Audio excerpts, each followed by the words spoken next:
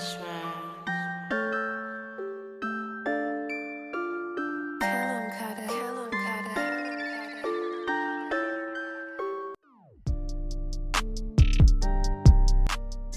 up, all you hack and teaching pros out there? Welcome to another episode of the Golf Guru Show.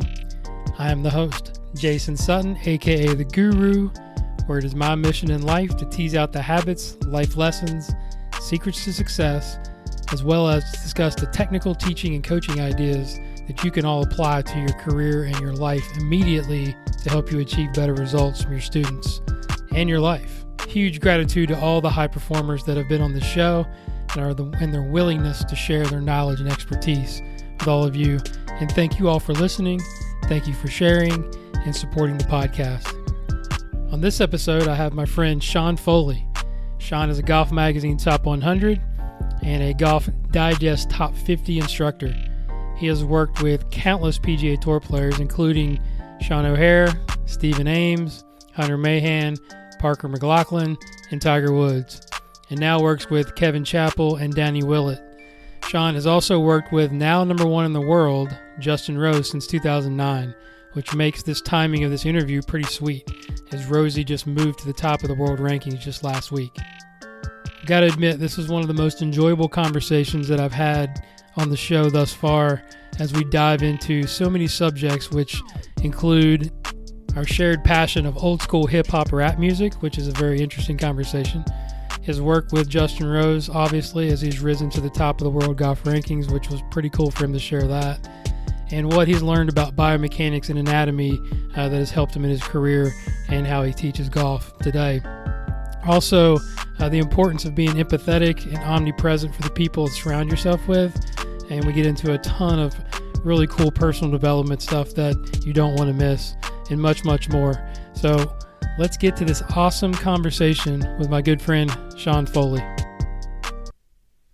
Sean Foley, welcome to the Golf Guru Show, man. I appreciate you taking the time. I mean, I know that you've probably had a busy week after last week's golf tournament, and I just really appreciate you coming on and doing this. Yeah, my pleasure. I think we all have a busy week, right? Yeah, exactly. I currently am just sitting in my hotel in Atlanta with only one thing to do and talk to you, so I'm feeling pretty good about it. Well, I appreciate that, man. I know we've been trying to get together for some time, and pretty good timing with Rosie getting to the number one ranking, and we'll kind of dive into that. But I want to go in a different direction here for those of you that don't know that we share a common passion, and that is old school hip hop, right? And I want you to tell me the story of how a white kid from Canada gets into old school rap, or at the time it was just rap, right? I mean, which I think was the best time in rap. But tell me that story of how that happened. Yeah, I guess it has to be I think it's almost like a perfect storm, I think, because it's something that stuck with me I've just flew from Orlando to Atlanta and had my headphones on for 4 hours in a row. And so that's something that never seems to stop. And I think my mom is West Indian. She's from Guyana. So big reggae culture, dance hall, what have you. I think the original MCs in New York were all Jamaican-born guys, right? They're immigrants from Kingston and what have you. So that probably has something to do with that, with the familiarity. But that being said, like, my dad is Scottish, and my dad was like a huge Led Zeppelin and Pink Floyd fan. And Bob Dylan, Neil Young, all that too. So pretty much all the people I always listened to were always speaking with a message of consciousness or discussing what they perceive and their understanding of it, what have you. So the music I've listened to, as much as I like the music, it's always been about the lyrics, whether that's rock and roll, whether that's, I'm not that big of a country music fan. I respect certain artists like George Strait and George Jones and people who are like, Patsy Cline, like people are really, really country. I don't even know what country music is now, like with Taylor Swift and all that. Doesn't seem that It's country. more But like pop country. yeah, look, everything's become pop. I think, Yes. if you look at politics and how it's grown right and it's grown left, I'm not really sure how true that is. But if it was, even that's really pop, because the thing about a pop culture is there's really not a lot of people identifying and questioning what that is. So, for me, I work with like a lot of young kids, and I work with young girls, and they're like, you got to hear this new Justin Bieber song, and he's a Canadian. The Yeah. kid's obviously done his thing, but I don't feel it.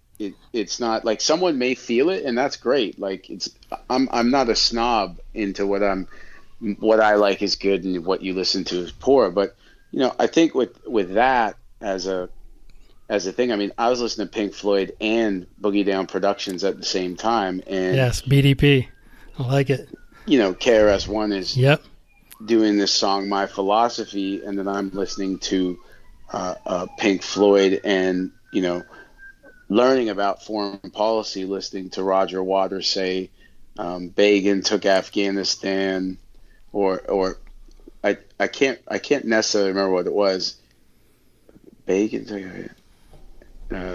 I can't remember the lyrics, but they're talking about Galtieri and Begin and Margaret Thatcher and all that type of stuff. And I just think that music artists who are conscious and spread a message, which I think typically ends in, I think all forms of consciousness lead to love, right? And For sure. Look, you could be broke and have love. You could be rich and have love. You could be broke and have love. You could be rich and have no love. I just really think that the value is in the love. It's obviously why we teach, why we help people in what we do. And I think that's the forefront of the whole thing is about helping people. So whether you were, if you were cleaning carpets, we'd have the best carpet cleaning service. It's just kind of how you do what you do. And I think with hip hop, with the lyrics being what it is, and then even the culture and aspect of freestyle, I mean, basically that's what we're doing all day. Very few people sit there all day and just talk that much with other human beings. And I mean, the goal is to talk less, right? Exactly. But to communicate more. So, right. I just, like I said, it's very difficult. I mean, I do love jazz music, so I love Pete Rock and Premier, how they infuse and serenade the beat with horns and violins and all that. And then, you got a guy in most cases probably coming from a pretty bad place who has been enlightened by his understanding and awareness. So there's, all these kind of neo-philosophers out there. And, I just love it. It's just something that's never. Two things in my life have been constant since I was 10: hip hop and golf, and everything else is come and go. I love it. Yeah, that's where we share that same passion. And who do you think the best rapper of all time is? I mean, that's a tough question, I know, but going back to when we were young, and now I think the game has changed so much. But who would be? Even give me like a couple that you enjoy. I mean, for me, like pretty much the first time it was when was it? It was December the 7th, 1993, when I heard I was at Tennessee State, and my friend had brought down a mixtape. I think it was a DJ Clue tape from New York, and it was the single was "The World Is Yours" by Nas, and that pretty much, that's a pivotal point in my life is listening to that song. I don't know what it did to me or inside of me, or what my perception of it was, or what have you, but I guess I'd never just thought that could be possible. And he's still going at it now too. He's still making music, which is cool. His latest album, Super Whack, is awful. Yeah, it's not good. I mean, I love Nas, but for me, I'd say probably just bar for bar, longevity, intelligence, tone, breath, everything I look for in MC. it's just got to be Black Thought from the roots. It's not even a fair fight right now with that guy. I think, that I would say like my initial top 5 were probably, Nas and Rakim. There you go. Yep, Rakim's my man. Guru from Gangstar. Yep. And then people sleep on Pharaoh Monk from Organized Confusion. I mean, Pharaoh Monk is just a monster. And then there was the next level, like when hip hop had kind of died in the eyes of people. So guys like Terminology, Rex, Skyzoo, Torre, and now this new generation. Yeah. Obviously, Jermaine Cole and J. Cole is unbelievable. Yeah, I was going to say, who do you like that's kind of new? That I mean, the old school feel is sort of almost come and gone, but I mean, Logic is really good, I think. Joey Badass. Yeah. I mean, what do you think about those guys? Joey is amazing. I actually spent a night in Orlando with him. A good friend of mine is Static Selecta, who's a DJ and producer, and so he was spinning for that tour, and so I spent the whole night in this bus with Joey and Kirk Knight and CJ Fly and Nick Caution, all the young pro era kids, and it was awesome. They were just 17-year-old kids, and they didn't remind me of anything different than when I spoke at Sage Valley and on behalf of Nike to the kids at the Sage Valley Invitational, which is kind of like the Masters for kids, so to speak, right? Yep. In golf, it's the same. Like these kids, we talked about everything for 3 hours. Then they went and did the show. They did about 3 hours, and then we went back onto the bus after, and they started playing instrumentals and just freestyled for 2 hours. I didn't even get home till like 4. So it didn't matter. It wasn't about making money. It wasn't about anything like that. It was just about them working on their art and their craft. And I think that to move on is the reason that Justin Rose is number 1 in the world is because he's a master of his craft. And yep, for sure. Rook, he's made a ton of money. He's one of the greatest players of his generation. He's a class act. He's everything that a professional should be, but he still goes to work like he has to pay the mortgage and his kids haven't eaten in a week. And that's still hungry. That's it. And that he's still hungry because that's what it is. It's not about all the Instagram followers and all that. I mean, all that stuff's cool. I mean, he's worth following. He's a class act, but it's just about, how do we, this year our stroke average is 69.00. How do we get it to 68.00? So where is that? Do we find that in sleep? Do we find that in diet? Do we find that in golf ball? Where do we find that? Right. So it's I think we've had an unbelievable 9 years together, and sometimes we're slightly dangerous around each other because we're looking under every rock. But I think the key is between the both of us, we've been able to realize like what makes him great, and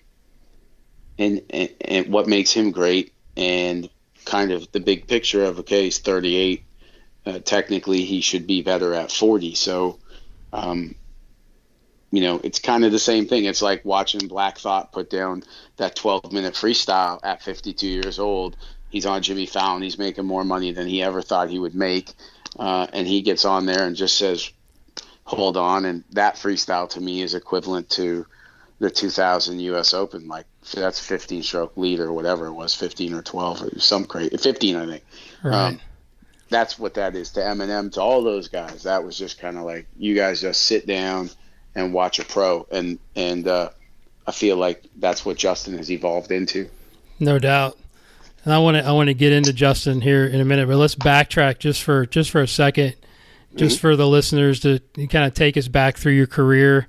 And I know you went to Tennessee State and majored in philosophy.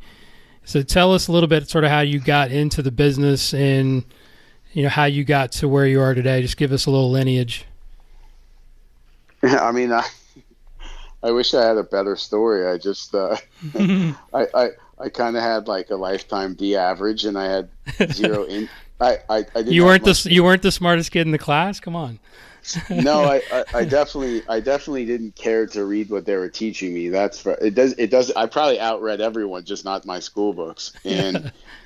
I think that I was always really fascinated with the golf swing, golf in general, but at that time the golf swing. And I luckily one day I got fired. I was in Nashville. I got fired from Opryland Springhouse, which was a golf course. And on my way, like up the ramp from the cart barn, this guy came walking down with these big signs that said John Jacobs Golf Schools. And he was like, "Hey, do you know where I can put these?" And I was like, "Yeah, man, you can put them over there." And he introduced himself to me, and I said, like, "Look, I just got fired, so I'm out of here." And he was like, "Do you need a job?" And I said, "Yeah, but I mean, depends, but yeah, I need a job. I'm waiting tables on the other side of town as well." And he's like, "Well, why don't you just be like my assistant?"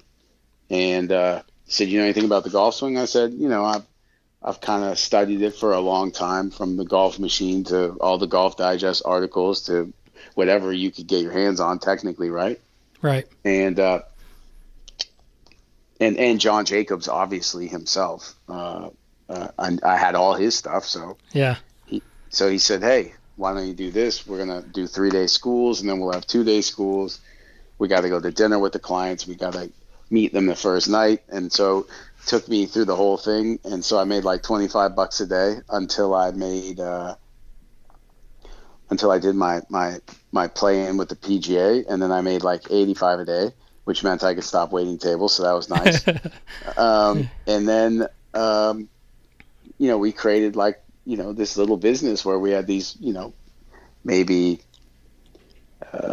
8 couples come in for 3 days. And when we started getting smart about it, we started like getting car services and sending them out to restaurants at night, knowing that so much of what we would earn would come from our tips. So I just knew, like, I can do this. And it was really easy to try and obviously help people who were 20, 25 handicaps, but it was more about the experience. And I think that that's a big part.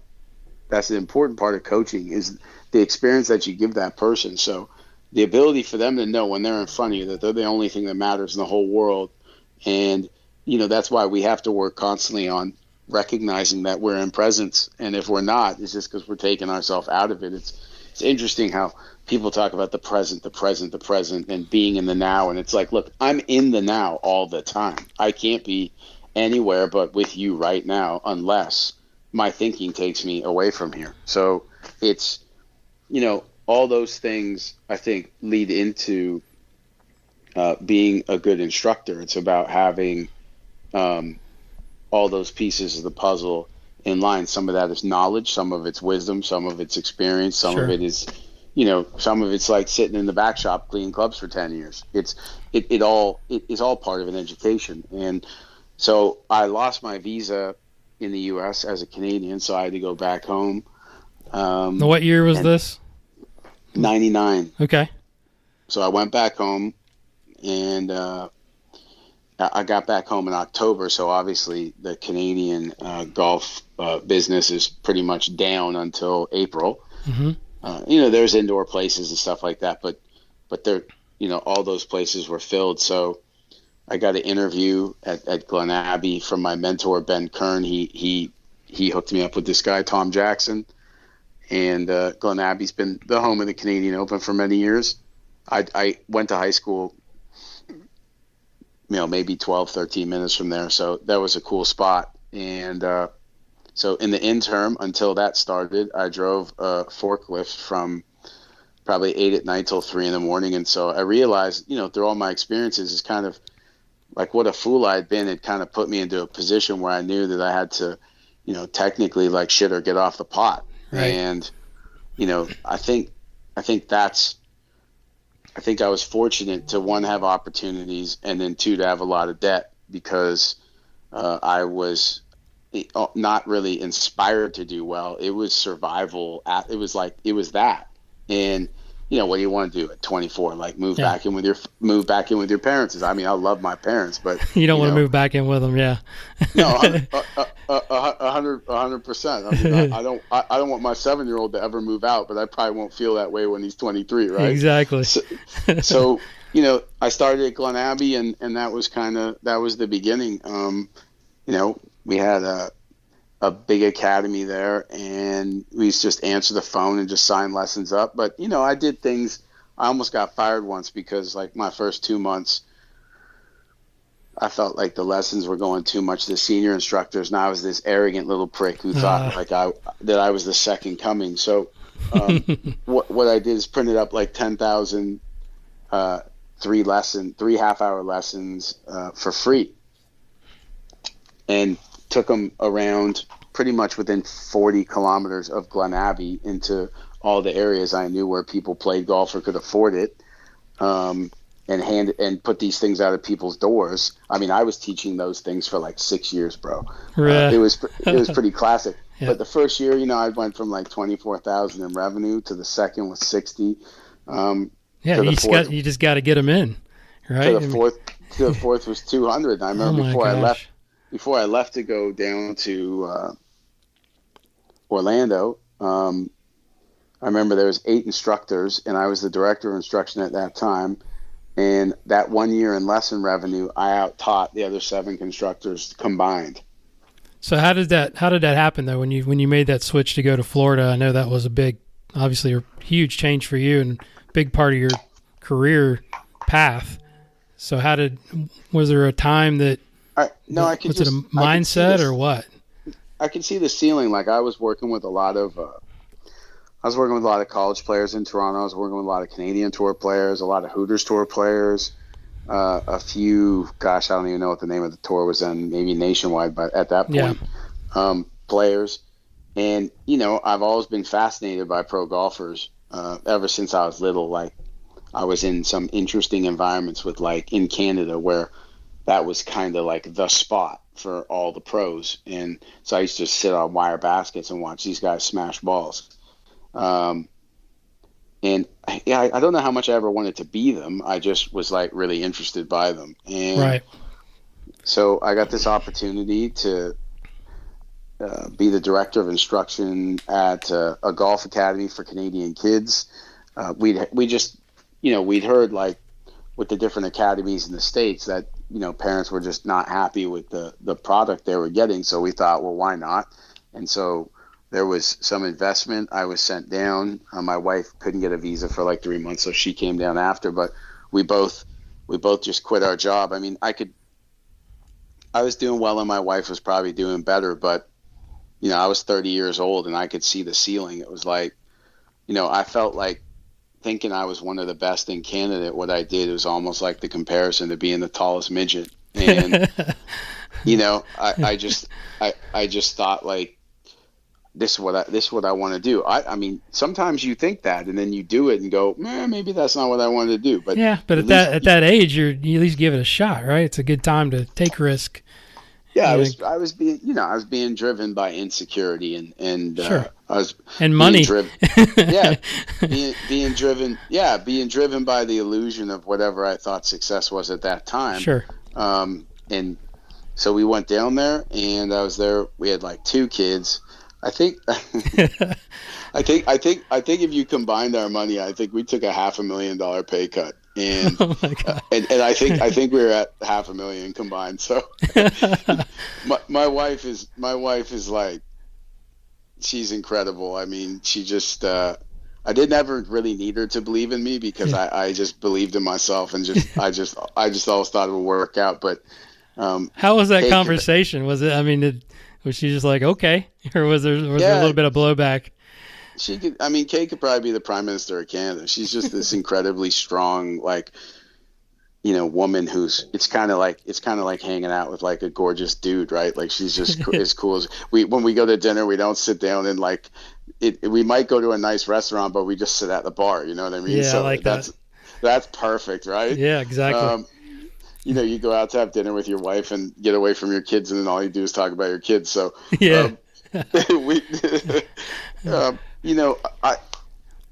you'd have to ask her. I mean, she's probably scared shitless, dude. I mean, Right.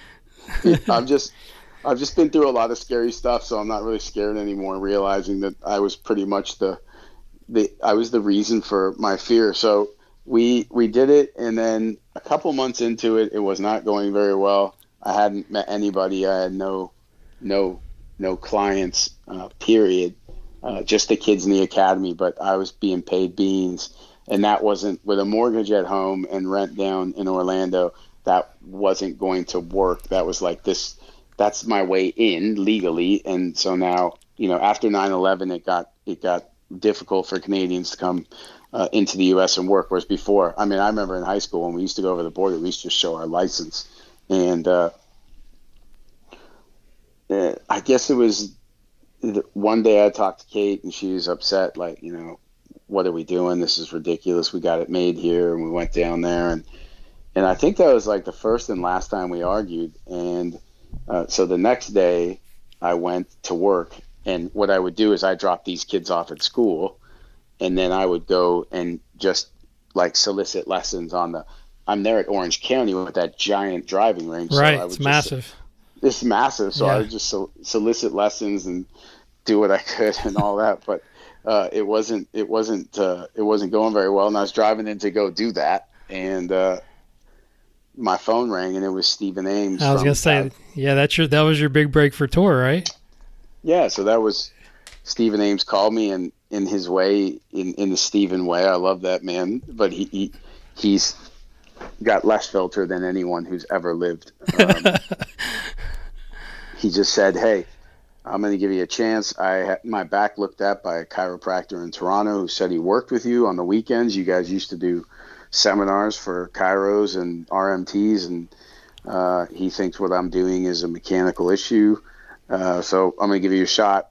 Came down. We spent 3 days together. We had a great time. He could kind of see the light at the end of the tunnel, and then he went out on the weekend that after he left and won the Skins game, made like $1 million. So I went from literally thinking, like, literally with a minute before he called me, I was thinking, man, and I remember sitting there for 1 second, and right before he called me, I thought, I'm never going to ever doubt what I'm doing again, as I have on this car ride. Like, it just, there's no room for it. And literally maybe 2 minutes later, the phone rang, and I actually thought it was like my brother fucking with me, or someone messing with me, going, "Hey, it's Stephen Ames." And I'm like, yeah, right. So that was it. And from Stephen came Sean, from Sean came Hunter, and then on that fortunate day, the USGA put Sean O'Hara and Justin Rose together at Bethpage Black in the 2009 U.S. Open, and Sean hit a 1-yard cut with every single club, and Rosie didn't. And after he missed the cut, Rosie asked me in the dining room for an opinion, and that was like 9 years ago and 3 months. That's incredible. Yeah, it's like you just got to be ready, right? I mean, you never know when that door's going to open. Well, I think everyone's ready. I mean, the fact is, it's like when people say, "Oh, you instruct Justin Rose." It's like, no, I don't instruct Justin Rose. You don't instruct Justin Rose, right? Obviously we stay up with the times, and we see what, like, some of the really brilliant people in golf are doing. Gosh, since I met Rosie, since I started working with Rosie, I had went through pretty much all of Mac's stuff, and then went through a bunch of stuff with James Lights, and then went through studying all of Sasha McKenzie's stuff, and looking at Mike Jacobs' stuff, and all these different things, and seeing where those things could apply, if they could apply. Right. And so that's kind of the key is, I've been to Atlanta now for 9 years in a row, and for me, coming to the Tour Championship is important because it means that, you endured the whole year at this level. I think that every year you get here, you want to be able to sit there on Tuesday night and think, am I better than I was a year ago? And as long as you can keep saying you are, it doesn't matter who helps you get there. I mean, that's the key, right? Exactly. The key is being smart enough to know who's really smart, mate. I mean, that's what Yes. life is. 100%. Yeah. So let me read you something that I found, I think, in one of your interviews, and they were interviewing Justin as well, I think, and he said, Sean does not look at me as a golfer. He looks at me as an athlete from a biomechanical point of view. He is not necessarily wrapped up in what makes a swing look pretty. He wants what works for me from a scientific point of view.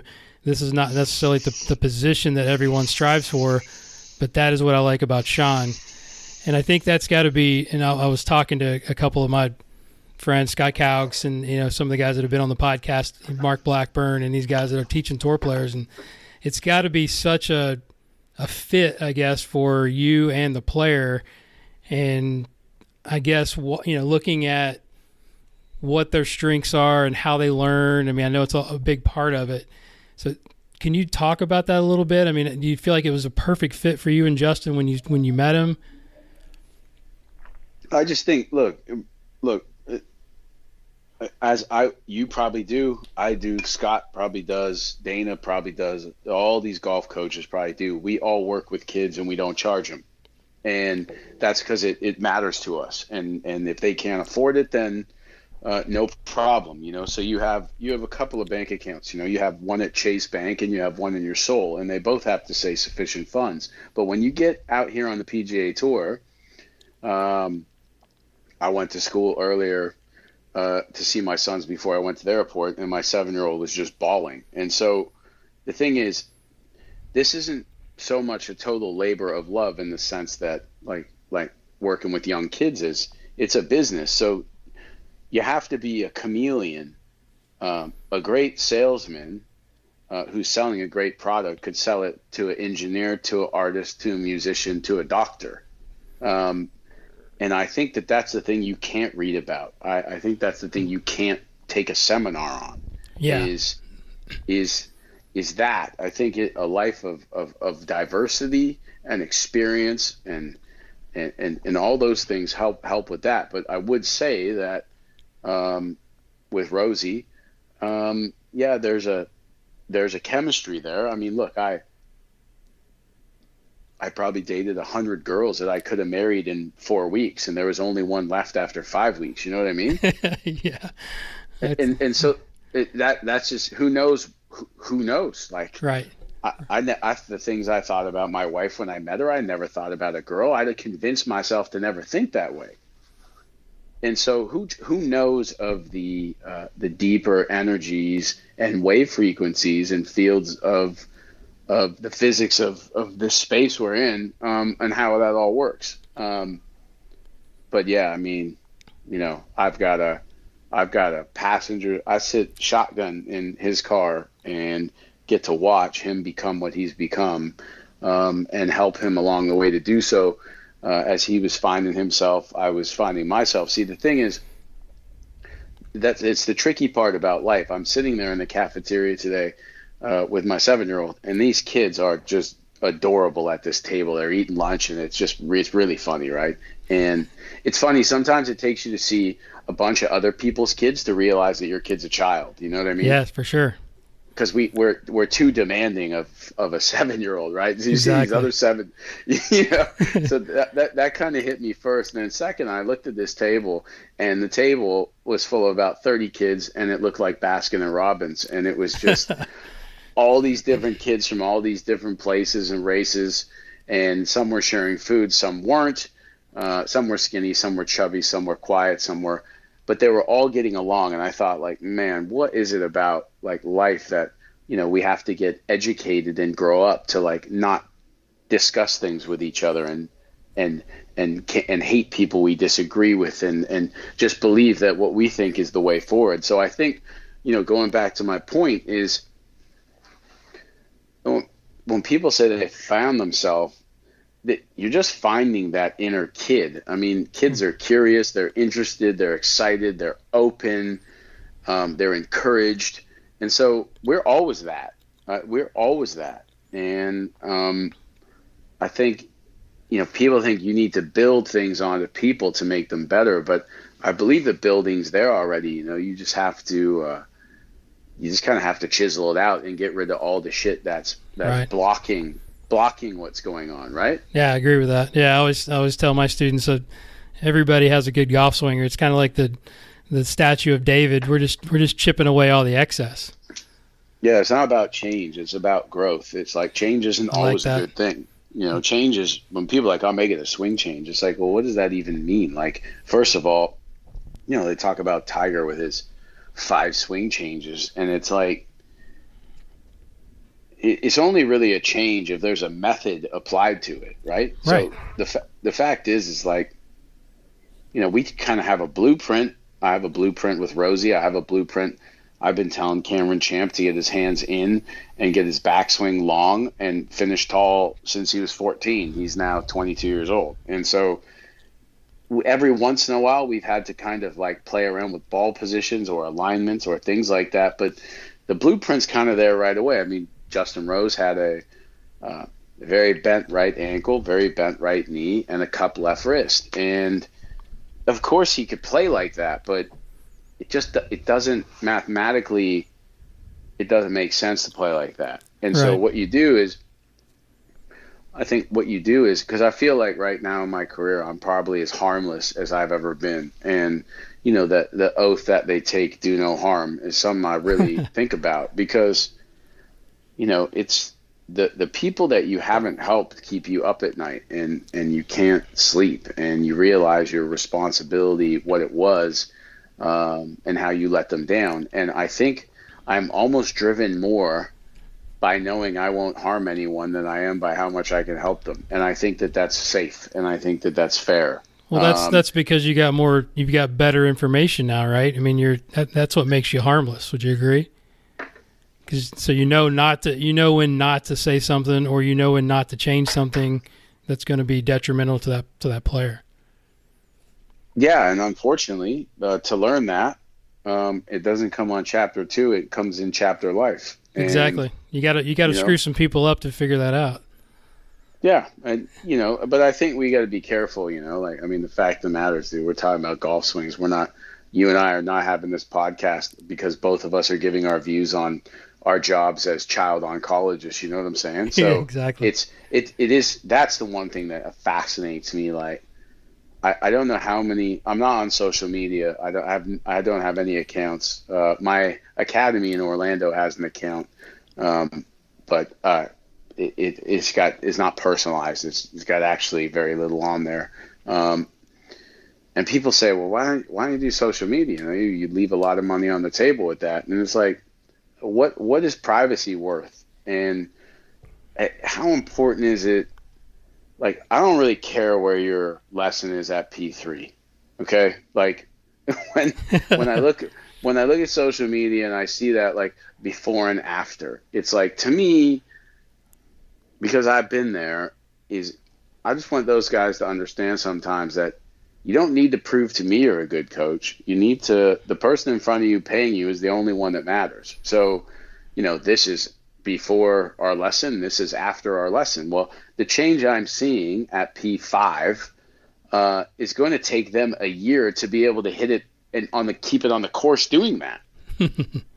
So that's the part. It's like, that's kind of where maybe it's got nothing to do with golf. Maybe it's just the whole generation of that. And I appreciate it as a business tool, and I think it can be used properly. But it's just what I see as, guys fighting with each other over what matters with the pelvis and this and that. It's like, well, how do you have so much time to talk about that bullshit? Yeah, that's the thing. I mean, I put my kids and my players on Instagram, but which they enjoy that, and it's a bit of a branding tool. But yeah, when you start arguing over semantics on Facebook, I think it gets a little out of hand, because people, like you said, they don't treat each other with respect, and nobody's learning anything. I mean, I agree I think debate is very, very good in a lot of forums, but sometimes it just gets to where nobody's learning anything and you're making enemies. And you're making yourself look like an idiot. Debate is good when two people are in front of each other. Exactly. Yeah. And so much is lost. So much is lost in the typing and what that, like, if say me and you were going to meet tonight, and you were 5 minutes late, and I text you at 8:05. Are you here yet? It could look like, oh fuck, are you here yet? Like, oh yeah. I'm late. Yeah. Or if I called you and went, yo, Sutton, where are you? And you start, so it's, that Yeah, the, it can be the one thing misconstrued, right? Yeah, I get it. I get a lot of times when I call someone and I go, "What are you up to?" And they look in the phone and they go, "I don't know, I'm just FaceTiming a dude right now." And I'm like, "Hey, how you doing?" I FaceTime everybody because I want to see what your face looks like when I'm telling you this. You know what I mean? I hear you. That's awesome. Yeah, so we'll have to do round two, actually face to face maybe this fall. That would be even better. People be like, "I think he had 5 beers on that call." Yeah, and that's okay. No, Uh, absolutely fine. so talk a little bit about if you're comfortable talking about Justin, like what again for the coaches out there, it's always interesting to kind of see what you guys are working on and sort of what his tendencies are. So can you talk a little bit about like when he's playing his best, what's his pattern look like, and then what are some of the tendencies you guys sort of try to maintain and sort of fight? Um, Talking full swing, obviously. yeah, I mean, well, I'd say when he's playing his best, that's probably an algorithm of a lot of stuff, right? Like sleep, hydration, family, everything. When they're playing well, um, there's a peace, there's a clarity. When he's swinging well, which would mean either like in practice or on the course, um, I think that Rosie used to kind of flex in the backswing and stand up in the downswing and pull down on the club and then twist it closed and chase it down the line, and he was really good. Um, I think what happens is when we get into that pattern too much, his lower right side takes a beating, and now at 38 we can't really do that. So basically, we've worked on trying to make the posture more neutral, more friendly. And I did that with the help of a bunch of chiropractors, and then I had a really cool talk one night on tour with George Gankis, and he got me to really see posture for that person in a different way. So to soften everything, and try to create slack in the system, and then from there, um, you know, Rosie's not laid off. He's not across the line. He's like very vanilla in Right. his top of the swing position. So from there is just trying to get the left wrist a little more flexed. Mm-hmm. Make sure that the pivot and the tilts allow the right shoulder to be still have room to go external in transition. Rosie's blessed with a great amount of thoracic rotation. And only really because his pelvis is retroverted, he's only got maybe they would test the hardware and say 4 degrees of internal hip rotation. But there's a difference between hardware and software, man. You can put someone on a table and assess them. You could assess a wide receiver on the table and then watch him go out and play and go, whoa. So the nervous system is like this Add stress, right? Yeah, it's just this incredible thing. So right. So let me interrupt it. So is he more? He's a fader, right? Would you say that's more of his stock? I mean, and that's probably easier on his back, like you said, with trying to get his thoracic. He hits it so straight. I don't even know how you hit it that straight, but it's he blows my mind, man. With I've never seen anybody in my life hit 10 down on a ball and get the path to 0 and hit 7 up on the ball and get the path to 0. It's crazy. That's his whatever that intelligence or instinct or intuition is within him. That's always been number one. So the key is getting the geometry and the math like a little cleaner so that when he goes all the way into himself,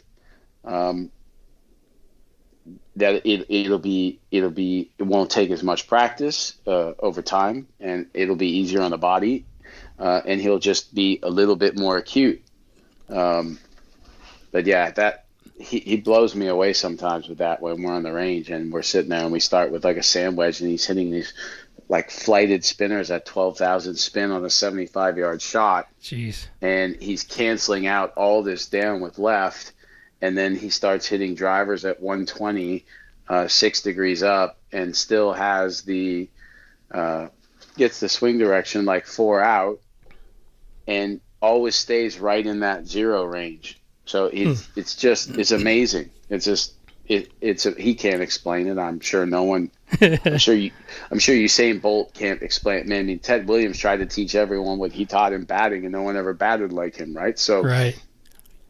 Yeah, I think that's where he's special. So just, look, he always really try to coil around a bent right knee, and then he liked to get the club face in a certain position. As a kid, his dad has been his ultimate coach, Ken, and basically Faldo was obviously like a hero of his at the time. So you emulate kind of what your heroes do. And I'd say the shot that really used to affect him was kind of a snap hook, and I haven't really seen him hit too many of those in a long, long time. He's just really pure, man. He's just I personally like when he wedges to short irons that he hits flighted draws, and mid irons can go both way, kind of on a mid flight, and then he can just hit the highest pull cuts with long irons, and then the drivers just. Now that he's a 120 guy, 178 ball speed guy, I just kind of like to aim slightly down the right and just send it. I don't really know how you shape a driver anymore. I think you could be Kenny Perry, where you have like a distinct Zach Johnson pattern but for the most part, I think, you could be Brooks and hit that pull cut. But I think for the most part, just kind of about 12 at 2250 and just ripped is perfect. I think Rosie this year, I think when he was at 288 carry, 288 driving distance maybe 10 years ago, at 64% fairways, and this year he's 304 at 65%. Wow, what is that? Is that technology or? I know he's in the gym. He's pretty fit. I mean, what is that? No, people don't appreciate, because he's such an elegant and like classy guy. The one thing I hear about him more than anything is when people see him for the first time, they're like, I had no idea he was that big. Yeah, he's a big dude. He's a big man, right? So yeah, he is. He's got to be what? In shoes, he's got to be 6'4", 190, and he's got big legs and he's got a big ass. And the one thing about Rosie, right, is he's a businessman. He just, remember when Jay-Z said, "I'm not a businessman, I'm a businessman." Yeah. And that's what he reminds me of, because the people that he's brought into his team over the years who have kind of come and gone and did their part. I mean, this guy knows a lot about food. He knows a lot about sleep. He knows a lot about hydration. He knows a lot about training and lifting. He's very sharp, man. He's a very sharp guy. And I don't think you have to be. I don't think you have to be, but if you look at it right now, I mean, look at the last few number ones, right? I mean, DJ, people talk about in golf, you either have to be a genius or be dumb. I mean, that's the biggest load of shit I've ever heard in my world. I mean, yeah. like honestly, like no one who's played on tour has been in between a genius and dumb. I mean, why do we say things like that, right? That's stupid. DJ was number one. No one's who's number one in the world in anything are dumb. You hear me, right? Yeah. Well, he's smart enough to hire Joey D for every day. He's working out and he's keeping him healthy and he's doing okay.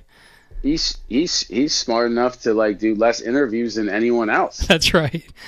Right? Yeah. I remember one day I was limping because I have some ankle issues that I deal with because I'm a billy goat on this tour, but I was kind of limping, and DJ's like, "Hey, bro," and I said, "DJ, what's up?" He said, "What's going on?" I said, "I just got some issues in the back of my leg or whatever." He's like, "Was that down to the calcaneus, like in the subtalar joint?" And I was like, I thought to myself, did you just say a 5-syllable word? And then I knew it. I kind of knew Yeah. it. I winked at him, and I was like, "You just showed your hand, dude. I knew you were Yeah. smart. I knew you were Exactly. smart, Yeah. right?" I think he just likes to play like that. Cause So it's no different. Look, a tour player and a 15 handicap at your golf course is not a lot different, dude. If they don't turn their pelvis and they don't get into their right heel and they don't get into the in transition into the heel of their right hand, it doesn't matter. It's like right. it's just what's going to happen. So there's so many people who could work with any of the players on tour. It would just be whether or not they could handle the whole thing. It's Right. I want people out there, golf instructors alike, to realize that the guys coaching on tour, that does not mean they're the best at all. It doesn't mean that at all. So that's not to me, it's become the parameter or the discussion of what it is, but that it really isn't. I thought that's what it was. And, I've learned so much from guys over the years who teach at local driving ranges. That's not what it is. But it's cool, I've done it now for 11 years, and it's got a lot of sacrifices and all that, but it's also the perfect petri dish for someone like me who loves to observe human beings and behavior and high performance. I can't think of a better lab than the PGA Tour. I mean, this year my guys have been paired with Adam Scott, with Rory, with DJ, with John Rahm, you name it. I get to sit there for 18 holes and watch the best in the world and how they go about it. And after, if they're in a good enough mood, ask them, you hit this shot. What do you think about when you do that? So, Yeah, like it's so cool. when I teach short game to kids now, I'm like, what do you want to learn? I want to learn how to do this. I'm like, well, that sounds like a Mickelson thing. So Phil Mickelson taught me, if you do this, this, and this will come out. Boom. Luke Donald showed me this in the bunker. Danny Willett showed me this in the bunker. This is how Justin Rose likes to hit on an uphill inside. So there's a lot of times, Jason, when I'm out there and I'm in a group and I'll watch a guy hit a shot. Like I was out a couple weeks ago with Abraham Answer, and he was on the at Boston. He was on the range, but chipping onto this green, and no one could hold this green, and his ball was spinning back. And so I just went right over right away and said, "What the fuck are you doing?" Yeah. He's like, what'd he say? Bro. He's like, "Bro, I like to do this, and then I do this, and then I do this." And I'm like, "Well, that's not helpful." Yeah, right? Like that. He didn't talk about flexion extension or like radial ulnar deviation. No, the least helpful lesson I've ever got in my life. So I just videoed it, and I was like, okay, he kind of long arc, uses rotation extension of his body, and then literally is slice out in, and he matches them up. So he probably just hits a little across it, but the ball doesn't spin right when it lands. I'm like, so you when you see it, you're kind of like, okay, he's kind of doing, he's kind of like a slicing Jason Day with a Cameron Beckman pivot, and Wow. That's how I see it in my head. It's like I just see the different guys who matchups. I remember watching Cameron Beckman at the San Antonio one year, and I was like, he was hitting 40-yard pitch shots, and I was like, all right, I'm going to see this guy. And what I started noticing is like a lot of the guys who could really flight these beautiful little wedges with a little right to left on them, the club obviously came from very in. Their eyes were on the target. They were very Duval, and they just kind of hit it. And I started being able to go back to where I lived and do it and notice, like, man, the faster I open up, the better I can hit this shot. But the fastest I can open up is if I use my eyes first. So the one thing I think is missing in golf, and it's funny because a lot of guys get treated on their neck, is kind of what Mac looked into as far as like neck tilts and as far as the head rotating. I think, man, you just think about it, right? You look at Stenson, you look at Annika, you look at Duval, you look at DJ when he was playing really, really well, and his head is down. His head is down more right now than it has been. His eyes were really early before, and what's happening now is his head down. That shoulder doesn't stay external as long, so he kind of crosses up that cut, But yeah, I mean, just think about all the people who looked at the target and just how well they flowed. And it's just not something we really talk about. I mean, in order for me to hit like a really good shot, say in the current modern terms, if I don't turn my head, I have no chance because I don't have the shoulders, the T-spine, right, the hips even. I mean, how am I doing? Both of my tibias are locked into internal rotation, so that's not good. No. So the thing is, when you start looking at the foot and you start looking at the tibia, you start looking at the femur, we're so busy looking at the pelvis. I'm so grateful that all these years I've been on tour, my roommates are all chiropractors and they're all sports doctors. So they look at it totally different, but the thing is they're all very smart. So they could listen to me download like one of Sashow's speeches and go, they all studied physics anyways. So they're all like, oh yeah, that makes sense. Yeah. And then they start talking, well, if this guy's big toe doesn't work this way, then there's no way he'll be able to get the tibia to move, the femur to move. They'll be going internal as the hips. So you start realizing. I mean, that was one of my questions, was sort of what you've learned through the biomechanics. I know you've spent a lot of time with Quan and Sasho and these guys. What are the takeaways that you probably have? I'd say the most go-tos when you're working with your player. What are you looking at? I think like alignment is a big deal. Alignment and ball position, I think those things, if you don't pay attention to those on a daily basis, things can get a little bit out of sorts within 2 weeks. And, I think you have to respect the intelligence of this athlete in front of you and realize that they're going to start reacting to those changes. Now, you and I know that a degree and a half or two of path with poor contact on the face could lead to a terrible shot, right? Right. So are you just talking about foot placement versus like their hips, shoulders, and torso? Is that what you're talking about?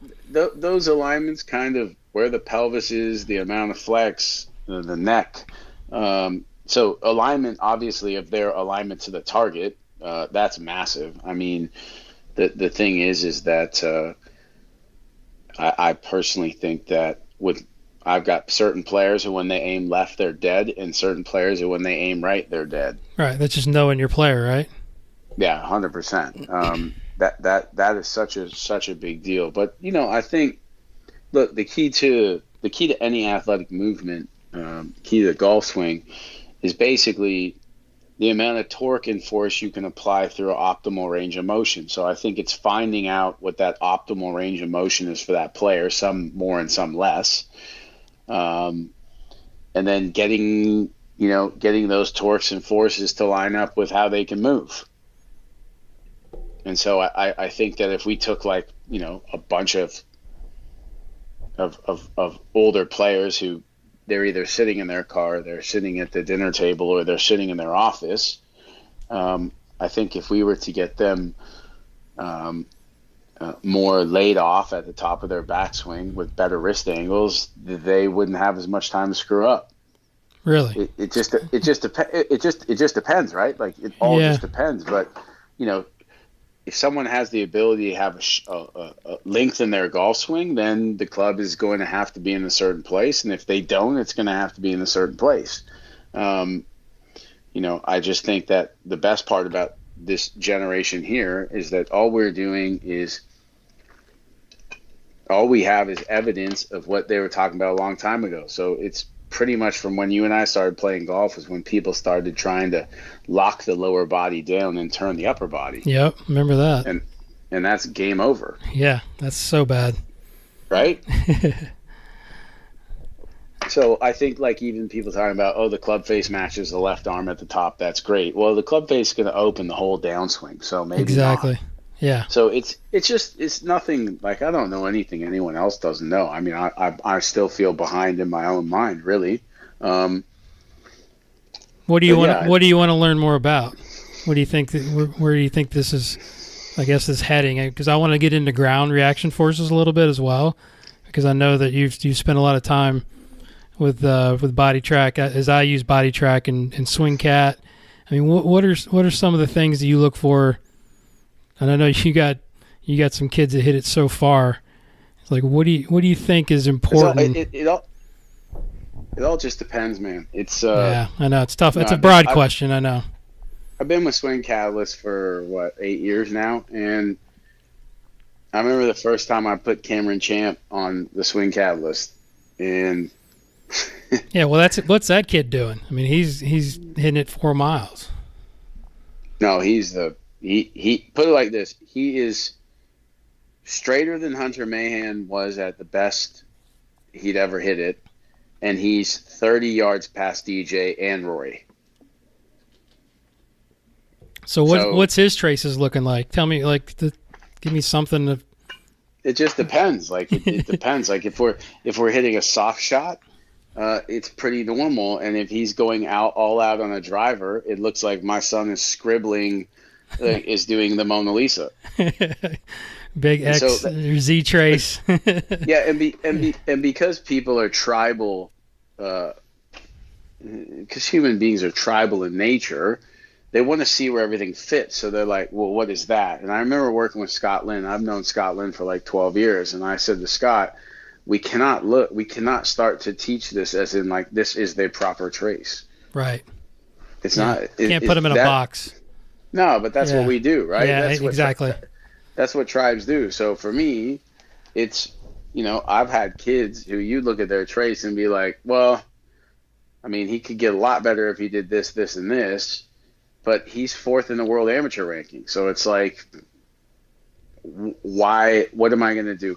Where can I help this kid where this doesn't apply? So, I get them on the course a lot, and then you find out like that they have no chance in a short-sided bunker shot where the sand's wet. And so that saves them 5 strokes a month. And then you look at the fact that, they think like it's a good idea to hit a cut 4-iron from 240 at a right pin with water right. It's like, no, that's not smart either. Yeah. And so you teach them to bail out into bunkers and help them with their bunker play. I mean, it's about shooting the lowest score, right? Right. So to me, the next kind of, for me, what I want to do is I want to look at, I spent many years now with Mark Brody, but like really, really dive into the data and the analytics of performance. And it's not about how you look at P5 or whatever. That's part of it, but I know kids who have the most money golf swings you've ever seen. They hit it so far, and the problem is they think they hit it 10 yards further than they do, so they end up in the front bunker all the time. Right. So and then when they practice bunker shots, they hit 50 bunker shots from the same freaking lie. So it's like so stupid. So to me, it's about like, I'm very interested in trying to understand why the Navy SEALs from 2012 to 2017, I want to know why more SEALs died in training than died at war. Yeah, how you put pressure on your kids to simulate tournaments is so difficult. But the thing is what you have to simulate is the tendency is when they go to tournaments, they don't play as well as they normally do, and then they get frustrated. So how do you help them through frustration? Because frustration is just part of it. Like the fact of the matter, I think it was I forget the music artist, but I think it might have been Bobby Womack. But someone asked him a question about life, and he said, "Man, you got to get through it to get to it." Yeah, I like that. And that's kind of it. So it's getting kids and players to understand, like when they're at times of adversity, that this is where all the wisdom comes from. Like this is not a bad time. This is just, it's a time. You define what you think it is, but there's a lot of learning going on right now. And I think that's kind of it. I think that's why a lot of great players have fallen off at a certain point, because they just stopped learning. And they just thought, well, I'm great. I'll just show up and it'll be fine. But that's it. That's it to me. Like, my discussion with Cameron Champ the other night was all about the discussion on the Kaepernick ad.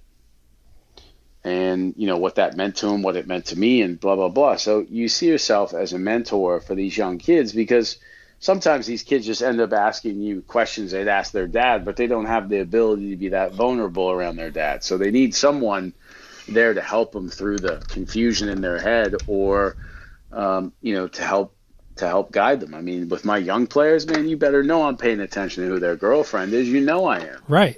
Yeah. That's a huge part. I mean, what am I going to do? What am I going to zero them out? No, I'm going to let them know. I'm going to let them know, like, maybe it's not the right one. That's right.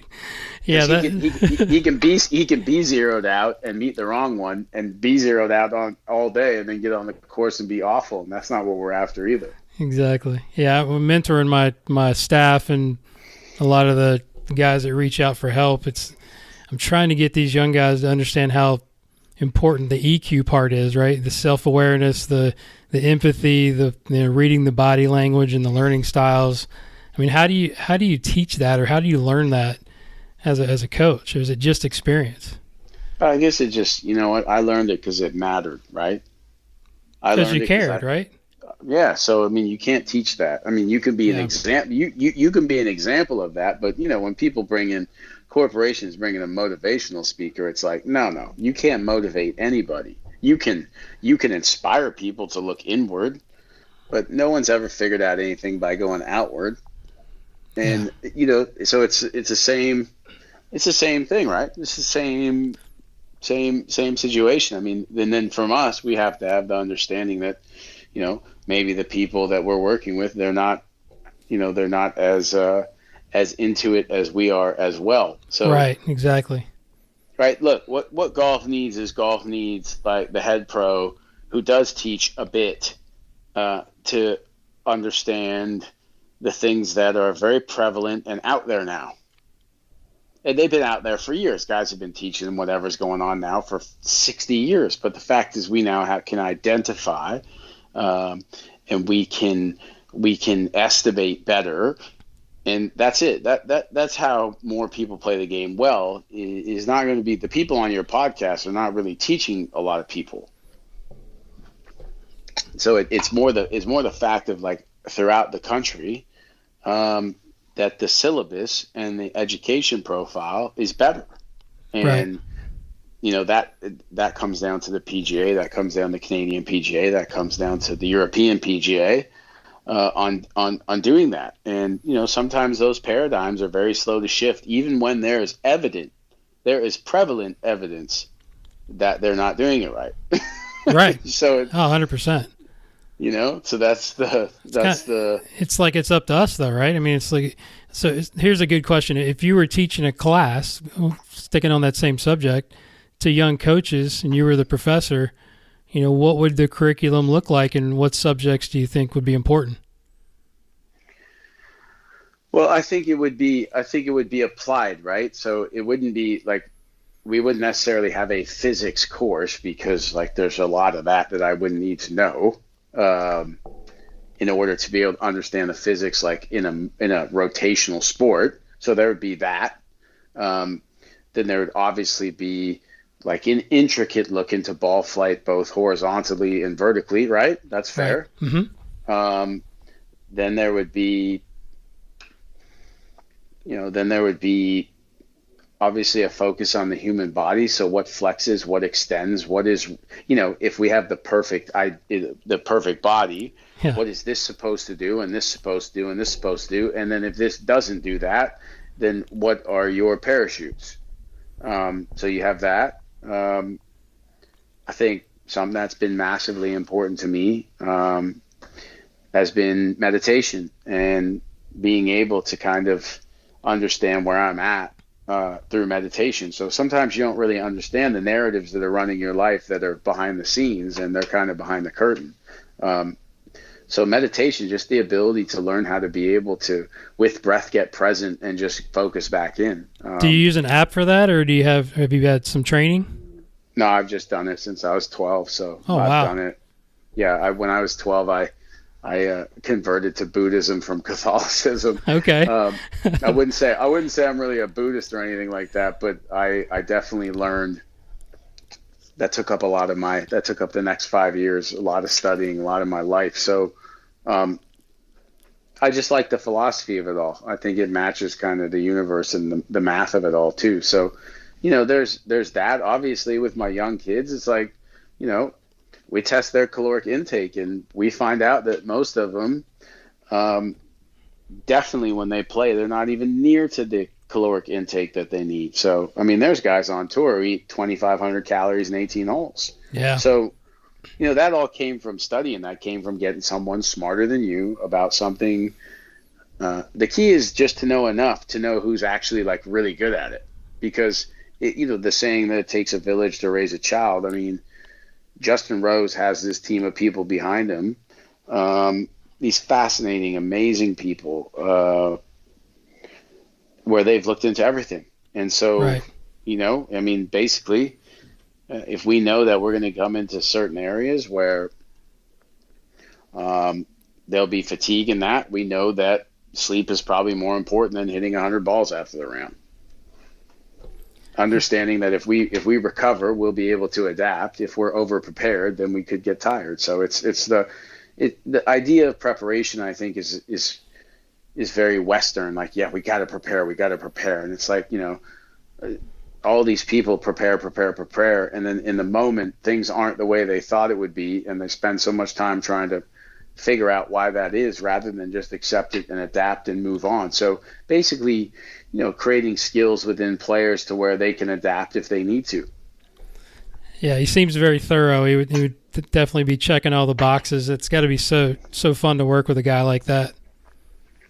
Yeah, look, I mean, it's no different than someone who's the CEO of Intel, or it's that way. It's, right. It's high performers.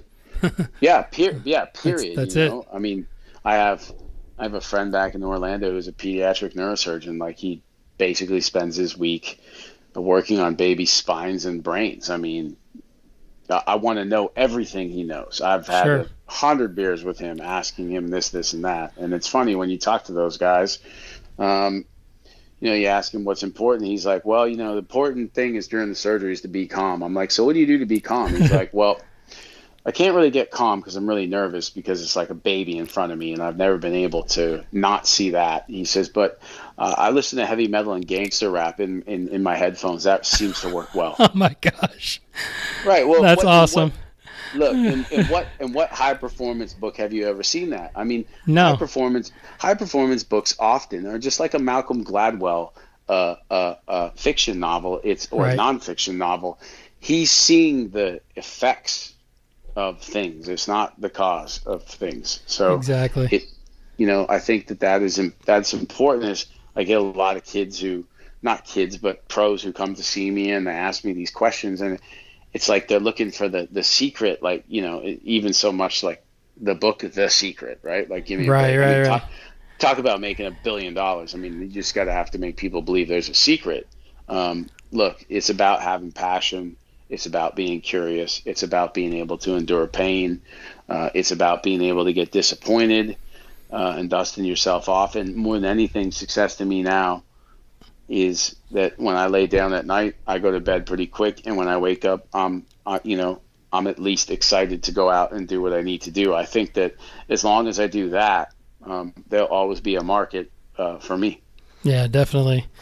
So the landscape's changed so much, I think, since we were coming up in our early years as coaches, with the internet and all the information that's out there now. I mean, what advice do you give to young coaches now if they say they want to improve their skills? I mean, what are you going to tell them? Yeah, I mean, what's the blueprint? I mean, how would you guide somebody and say, hey, you need to do this, and this? And I mean, obviously you can't give them passion. We're saying that they're already passionate. A kid's hungry. That I got two of them that work for me now, and I'm constantly just feeding them stuff that I learned along the way. Right? I mean, what would you tell them? I would, I'd just Bobby Womack them and say, you got to go through it to get through it. And there's no time for, poor me and woe is me and this guy and that guy and right. No complaining. No, there's just no, because look, we attract things, and I just don't think that I'd let them know that there isn't a blueprint. The blueprint is the passion, the curiosity, the ability to invest in themselves. I mean, I've never really kept track of it, but I would be interested to go ahead and tabulate all the money I spent learning from people and the travel that went with that. Sure. So, that's the difference now, I guess, is, you can kind of just go on Vimeo and see what some guy says, but I still don't think it can replicate being there. Sure. Yeah. Going and observing good coaches, having talks with them, picking their brain. Technologically, if you think about the earth right now, human beings are in the best place they've ever been. Yep. Period. 100%. Right? Yeah. But man, I think we should be in so much of a better place. What do you think needs to change? It's just, look, it just comes down to empathy, man. I people agree. Don't care. 100% agree with that. People just don't care, dude. And now they have the ability to have sent to their phone exactly what they agree with, and we're getting to where we are creating a culture of apathy because it's like, fuck, I didn't know what happened. Too bad. It's that's it. We're giving kids trophies for finishing second. It's like so stupid. It's like that happens like on the ski hill. It happens in athletic sports, but I mean here we are. We got a team who are 0-8 and they get trophies, and it's like that's just anti-Darwin, man. That's not what it is. The thing is, if we create a generation of kids who don't feel shame or guilt or failure, empathy, or failure, then we're gonna have apathetic adults because that's something that really kind of drives me nuts. Yeah, I totally agree. I mean, I think we all know because we've all had it in our lives and our careers that failure is the way you learn. I mean, and I think we are. I mean, I think I'm guilty of that with my kids a lot of times. Is you want to cover their failures and not let them suffer, and I think that's a mistake. I mean, have you had a big failure or roadblock in your career that you feel like has set you up for success afterwards? Is there some story that you could share with us? I mean, I can't even count.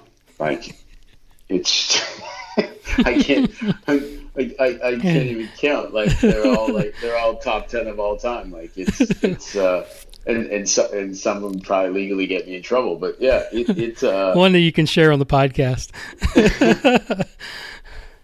Yeah, I mean, like where do you start? Like that feels like every day.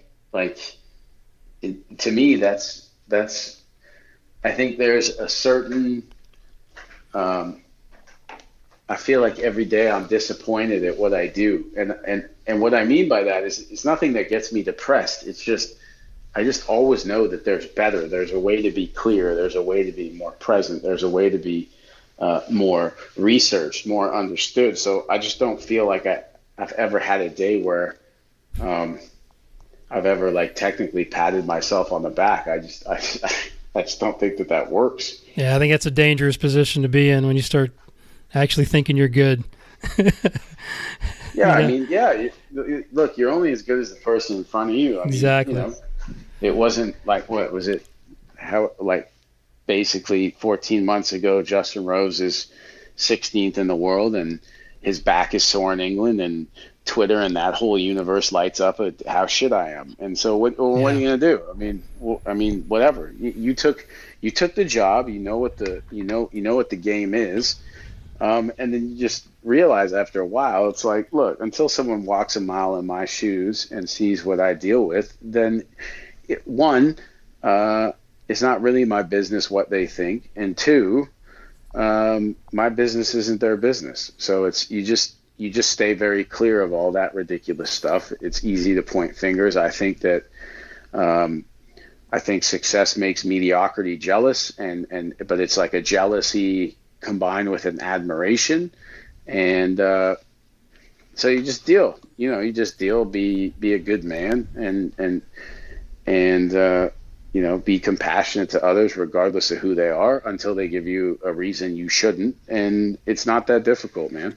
Yeah, I think that's what I admire about you the most is just how because it's such it's an important job. I mean, when you work with Tiger, you work with Justin, all these guys that are at the top of their craft. I mean, you're going to get haters, and you can't let it bother you. I mean, I know who you are because we've spent enough time together. I remember, the first time we met a few years ago when you came to Carmel, with Tom Nelson. Yeah, with Tom Nelson, and gave a lesson to Tom.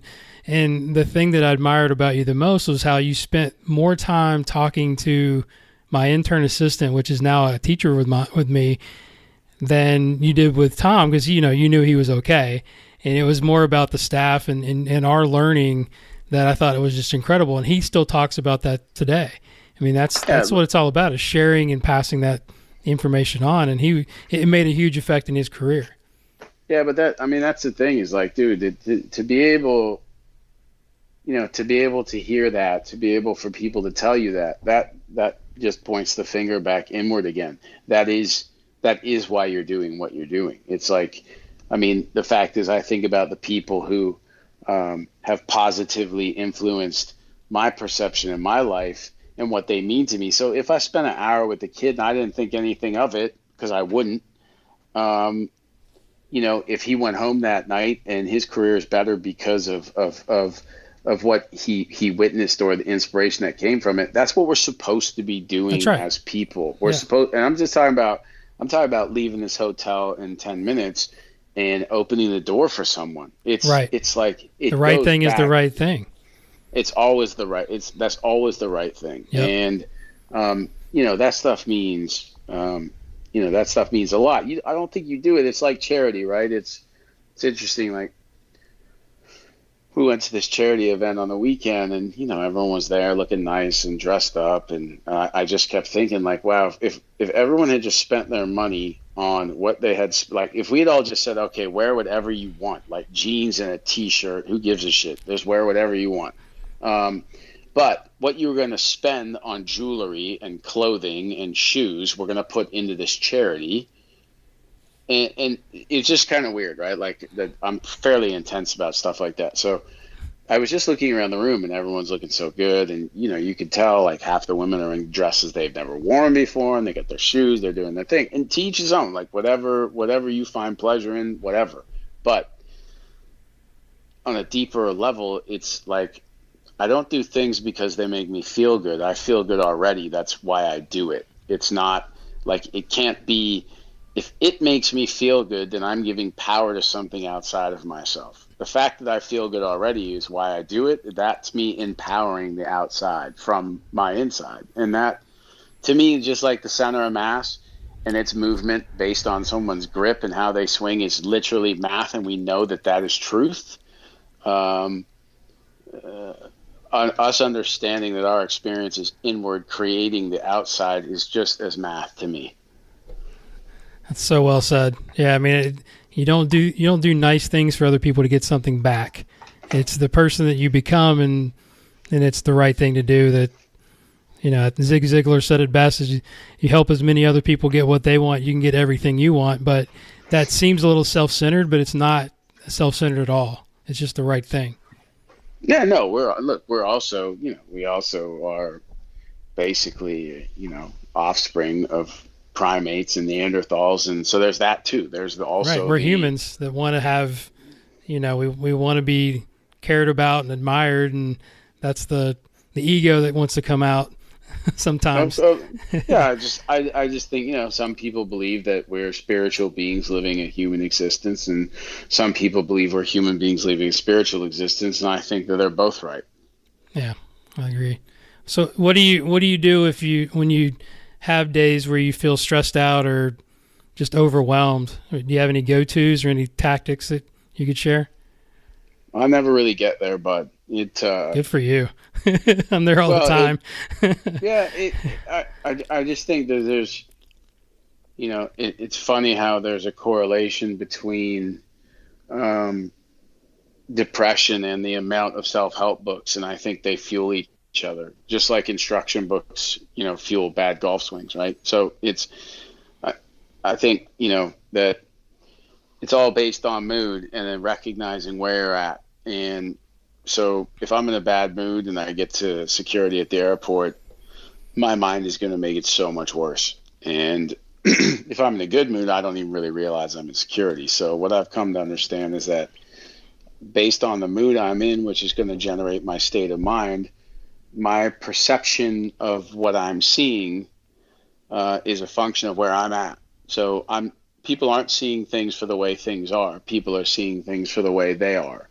And from a high state of consciousness, I have all the access I need to empathy and love and forgiveness. And from a low state, I have access to apathy and guilt and shame and all that. So, in a good mood, walk past a homeless guy, here's $10. In a bad mood, walk past a homeless guy, you say, get a fucking job. And the thing is that guy's just sitting there. So he's not really technically done anything. So, my wife can be annoying and charming in the same day, but you would sit in the corner and say, Sean, she was being the same dude. It was you.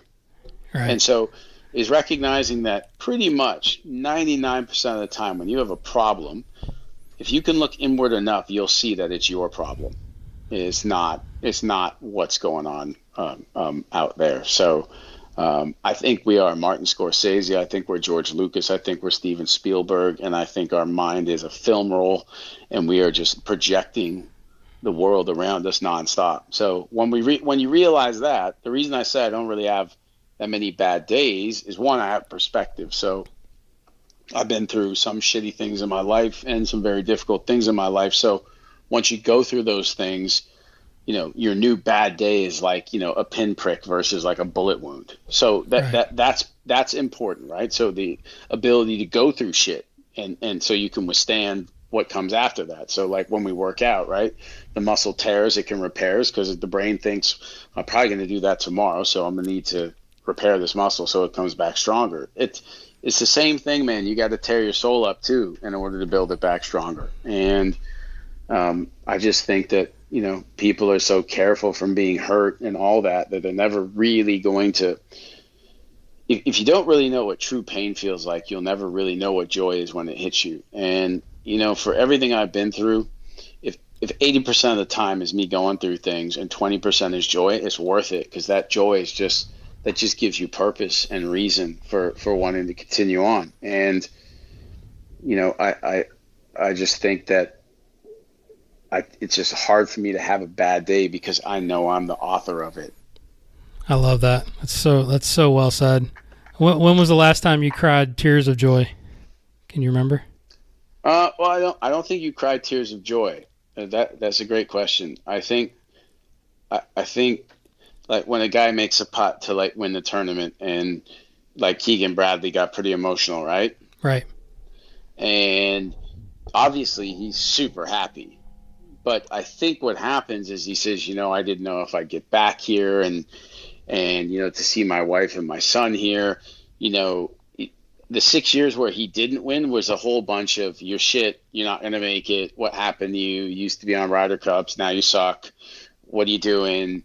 You made this mistake going down this road, and now your buddies are winning majors and you're not even playing in the Tuesday game anymore. I think that the tears come from that moment where, at that moment where you accomplish what you set out to do, there's just this Rolodex of shit and doubt and fear and all that comes into focus right away. So people are more exasperated at the fact that it even happened because they've convinced themselves it wouldn't. That's why it hadn't been. So to me, like when you're joyful or happy, you don't cry, right? Like you just don't. Like when your mom cries at your wedding, it's because like her little baby is now going off and da da da da. So of course she's like extremely inspired and it's a great day, but there's a sadness to that because something has changed in a big way. Things will never be what they were in that person's mind. So to me, I was probably about to get a little emotional, but then we lost the playoff. And then yeah, I was going to say that had to be mixed emotions right there.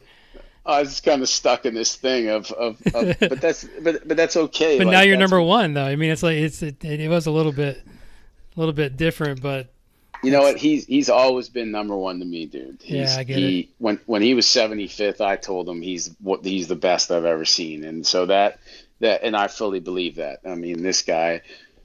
The one thing that I'm just enamored with is how he's pretty much averaged 130th in putting for the last decade on the PGA Tour, and he's now in the top 10 at 38. So, for guys who are like, oh, I'll just never really be a good putter, I just never figure out this chipping. I mean, this guy came up with a plan with Phil Kenyon.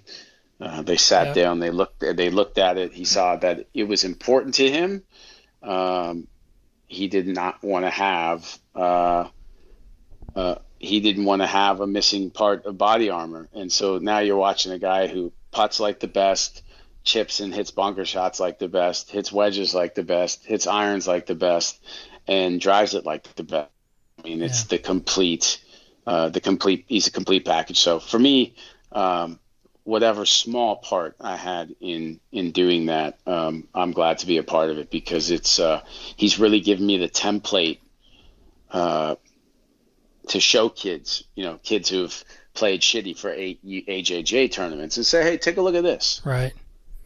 Take a look at this. Do you have what it takes? Can you handle it? Like, can you get through this? Do you think you're tough enough to deal with how disappointing this is and how frustrating it is and how you'll question every single day why you do it? That's the good stuff. That's where you build character. That's where you build, like, the man you're going to be, the husband you're going to be. You need to go through this. Yeah, it's so valuable.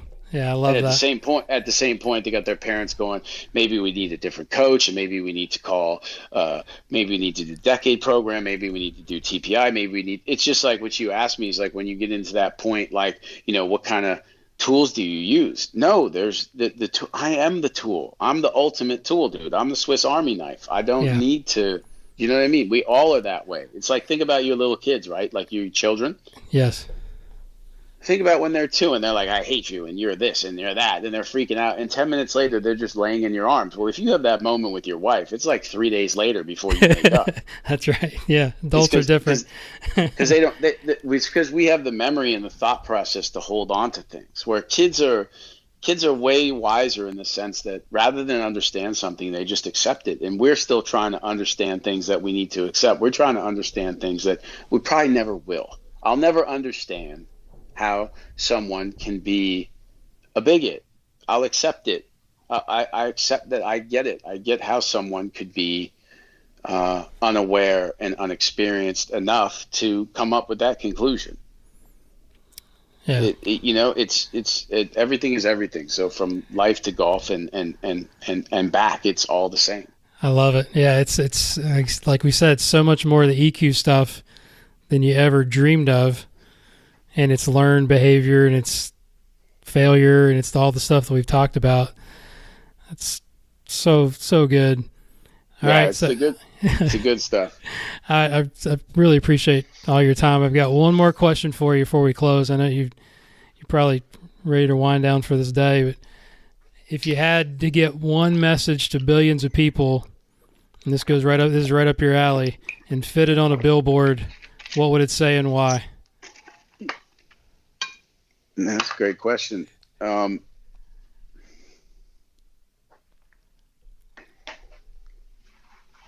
guess it would say just, maybe to people it sounds corny, but I could really give a shit, is just to love yourself, man.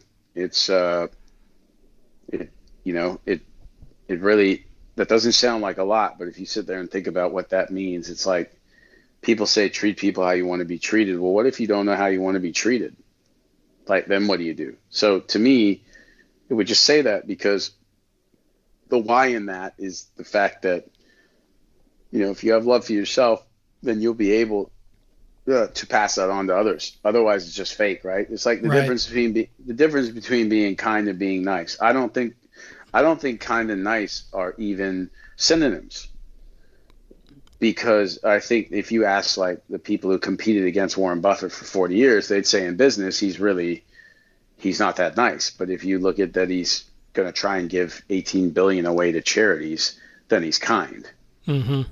So nice can sometimes, when someone says like he's nice to a fault, I remember when I was younger, I used to think like, well, how can someone be too nice? But then I realized that nice and fake can be synonyms. So being nice to a fault is, sometimes saying no, sometimes, standing up for your laurels and the things that matter to you. You won't be looked at as nice, but that's not really what it's about. It's like nice is going to be in the eye of the beholder anyway. So right. I just think it's really just love yourself, man. It's I remember last year my kids were upset that I wouldn't dress up for Halloween, and I said to my 10-year-old, well, he's 9 then, I said, Quinn, it took me long enough to want to be myself. I'm not even going to be someone else for one night. That's great. Oh my gosh. And then I think he looked at me and was like, "You're so weird," and then walked away. Yeah. I get that about 100 times a week. Oh You're my weird. gosh. You're weird. And I'm like, you bet I am. You absolutely bet I am. Wait till they get to be about 14, 15, 16 like mine.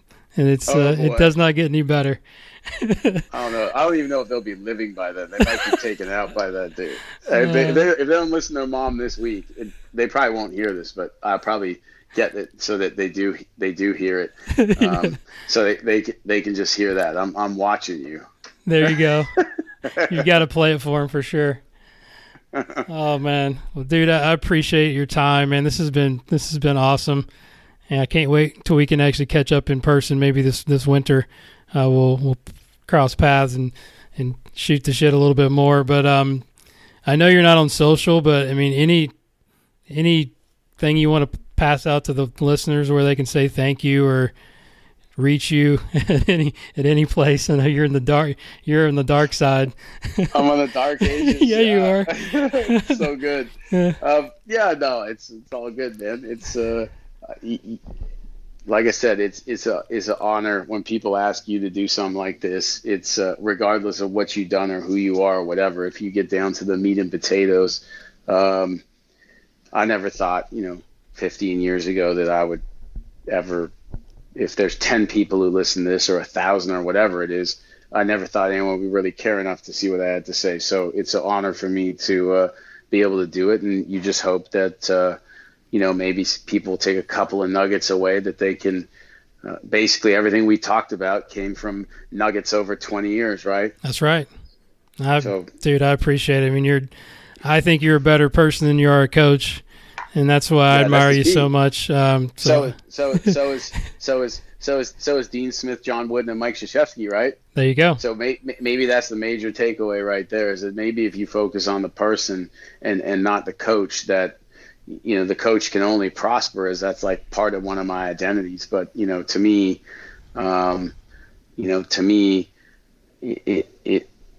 my vindication of manhood is the type of husband and father that I am. And so all the other stuff just doesn't really really matter whether you're the best or the worst, or people love you or they hate you. That's their problem. The people who are your biggest fans have never walked a mile in your shoes, and the people who are your biggest haters have never walked a mile in your shoes. So to me, you got to treat them both the same. You can't take confidence from you can't take a confidence from the adulation, and you can't lose confidence over the disdain or dislike of you. That would be that's pretty important. That's really important to understand that. Definitely. Leaving a legacy, man. That's my goal, and I know that's your goal. And I can't thank you enough for taking the time, man. Great interview, and best of luck to your players this week. All right, Jace. Thanks for having me, bud. All right, buddy. What's up, everybody? Guru back here again for a couple of things before you jump off. First, big thank you to Sean Foley for coming on the show and sharing such great information on teaching, coaching, and some valuable life lessons and advice that we'd all should live by. Tweet me your biggest takeaway from Sean, as you can reach me on Twitter at GolfGuruTV and Instagram at the same handle. Also, check out my website at golfgurutv.net, where you can find all these podcasts. You can find videos, articles, and more information on my teaching and coaching. Send me a question for hashtag Guru Friday by emailing the show at golfgurushow@gmail.com, where you can make a fake name, or I will make one up for you, and I will answer all your coaching and teaching questions, which is a lot of fun for me.